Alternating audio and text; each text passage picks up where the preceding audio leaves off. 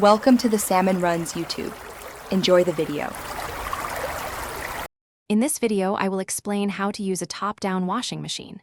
First, sort your laundry carefully by color, fabric type, and how dirty it is. Then, load your clothes loosely into the drum, making sure to fill it only about 3/4 full. This prevents overcrowding, which is crucial for ensuring your garments get thoroughly cleaned and rinsed during the wash cycle. Overloading can lead to poor results. Next, it's time to add your detergent. Pour the recommended amount into the dispenser or directly into the drum if your machine requires it. If you're using fabric softener or bleach, add them to their specific compartments. Always check your detergent's instructions for precise measurements. Typically, you'll use about 1/4 to 1/2 cup, depending on the load size and soil level. Now, select the right wash cycle for your load. Consider the fabric type and how soiled the items are.